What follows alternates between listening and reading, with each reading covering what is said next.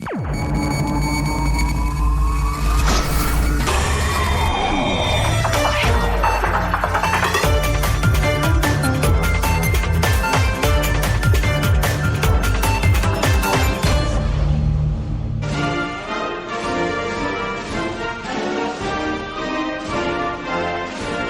chers compatriotes, le processus électoral relatif à la 8e législature de notre pays vient de s'achever.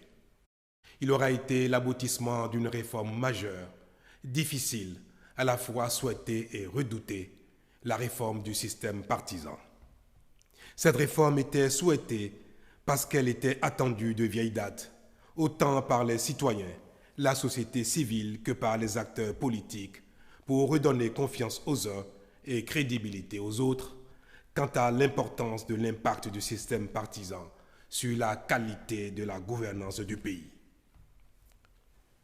Elle était redoutée parce que, inévitablement, elle remettrait en cause les acquis des acteurs d'un multipartisme débridé que nous avons cultivé depuis bientôt 30 ans et qui est la cause principale d'une mauvaise gouvernance, source de notre sous-développement. C'était donc en soi une réforme risquée. Fallait-il l'engager au risque de générer toute controverse? Fallait-il au contraire y renoncer, la renvoyer sinon à plus tard, du moins au calendrier grec, alors que l'impérieuse nécessité d'accélération du développement socio-économique de notre pays en dépend aussi? Mes chers compatriotes, depuis 3 ans, convaincus que nous ne pouvions continuer à nous satisfaire de notre situation critique à bien des égards, je vous ai invité à l'effort et vous ai engagé sur la voie de réformes indispensables à notre développement. Elles paraissent parfois impossibles, inopportunes, mais sont nécessaires au progrès. Elles sont difficiles, oui, mais à force de courage, nous les réussissons progressivement et nous finissons par en reconnaître la pertinence et l'opportunité. Les résultats déjà obtenus sont évocateurs à plus d'un titre. Je n'ai jamais eu de cesse de les considérer comme des victoires collectives car je sais la part importante que chacun de vous y prend. Je sais quels sacrifices chacun consent. Notre pays n'a en réalité pas d'autre choix. Il est tenu et doit se révéler à lui-même par la rigueur dans la gestion et la soumission à ses lois. En cela, la classe politique a un rôle majeur à jouer et doit servir de modèle. C'est mu par cette conviction et porté par cette foi fervente que j'ai soutenu l'initiative de la réforme de nos pratiques partisanes et électorales, rassuré qu'à force de persévérance dans l'action, nous parviendrons à des résultats durables. Cette réforme, je la savais délicate. Je sais cependant qu'elle est nécessaire à notre progrès économique et social durable, car si nous ne risquons rien, nous n'aurons rien de mieux. J'avais conscience que parce qu'elle a vocation à bousculer nos acquis et habitudes, à ébranler nos certitudes, cette réforme occasionnerait des querelles politiciennes. Nous nous y sommes courageusement engagés, mais certains d'entre nous n'ont pas su faire preuve de sagesse, de mesure et de patriotisme. Leurs actions ont été d'une violence inédite. Cette épreuve-là, autant elle aura été rude, autant elle devra nourrir la naissance d'un nouvel idéal. En effet, nos incompréhensions, nos heurts, nos contradictions et même nos dérapages ne doivent pas avoir pour conséquence de nous ancrer dans l'immobilisme et dans nos travers. Tout ce qui nous est arrivé doit être utilement mis au crédit d'une crise de croissance de notre processus démocratique. Car si personne ne conteste la justesse du diagnostic qui a conduit à la réforme du système partisan, peut-être n'étions-nous pas suffisamment préparés pour franchir cette étape. Aussi, n'importe-t-il pas très peu de chercher à savoir qui a raison ou qui a tort. Ainsi que je l'ai dit le 27 décembre 2018 devant l'Assemblée nationale, lors de mon message sur l'état de la nation, ce qui est attendu de nous, ce n'est pas d'avoir raison individuellement, mais plutôt collectivement, historiquement, en tant que peuple, en tant que nation. Mes chers compatriotes, c'est le lieu pour moi, au nom de la nation tout entière, de déplorer que pour une controverse parmi tant d'autres, pour quelques frustrations inhérentes à la vie en communauté et aux mutations profondes, nous ayons pu en arriver à une telle manifestation de violence. Cela est très regrettable, davantage parce que nous avons dû perdre des vies humaines. Ma tristesse est immense et je présente ma profonde compassion aux familles éplorées. De même, j'ai une pensée affective pour les agents des forces de défense et de sécurité, agressés ou blessés, et je salue leur sens de devoir et de sacrifice au service de la République et pour la protection des personnes et des biens. Je n'oublie pas ceux qui ont perdu des biens de toute nature. En somme, notre pays aura payé un lourd tribut et cela ne doit plus jamais se reproduire. Cette épreuve-là, elle doit nous unir davantage et nourrir notre marche vers le développement. C'est pourquoi je remercie chaleureusement tous ceux qui, individuellement ou collectivement, ont œuvré au retour de la paix. C'est aussi là la preuve que nous sommes un grand peuple, le peuple du Bénin, capable de surmonter nos difficultés. Ainsi sommes-nous restés unis face au drame survenu le 1er mai dernier dans le parc de la Pandjari, avec la mort d'un de nos compatriotes et l'enlèvement de 2 touristes français, libérés plus tard sur le territoire voisin du Burkina Faso, au sacrifice de 2 officiers français. Notre indignation collective est profonde. Elle n'est ni de l'opposition ni de la mouvance.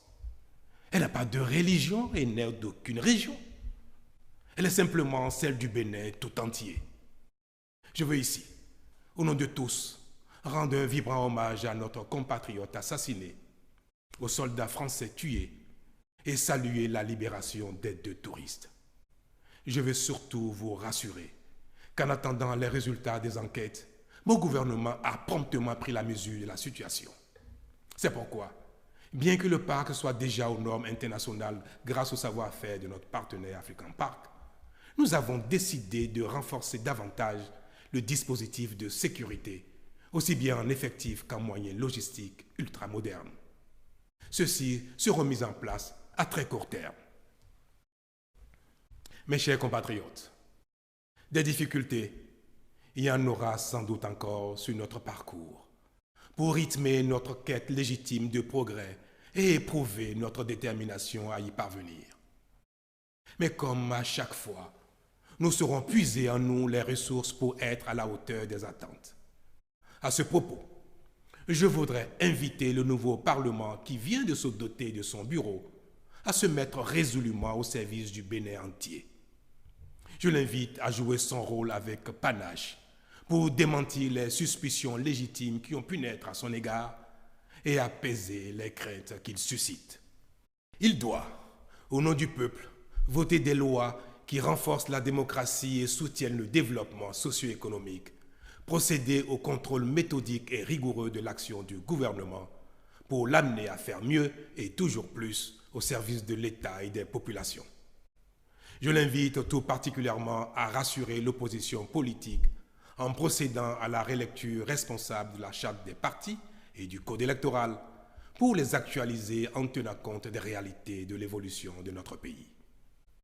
Il devra en être autant pour la loi portant statut de l'opposition afin de lui créer les conditions les meilleures pour sa libre expression, l'accomplissement de son rôle démocratique dans les formes indiquées et en définitive pour sa contribution au développement économique et social de notre pays. Conscient que nul ne devra manquer au chantier de construction de notre pays, j'inviterai très prochainement toute la classe politique pour des échanges directs, francs et constructifs au profit de notre bien commun, le Bénin. D'ores et déjà, je veux ici vous redire, chers compatriotes, ma détermination à bâtir avec vous notre société dans laquelle la démocratie sera plus que jamais un réel instrument de développement socio-économique, où chacun est libre de ses opinions, mais responsable de ses actes, et où les lois sont les mêmes pour tous. Une société de plus en plus moderne, où chacun, au service de la communauté, dans la sphère d'action qui est la sienne, n'a qu'une seule obsession, faire grandir le Bénin chaque jour un peu plus.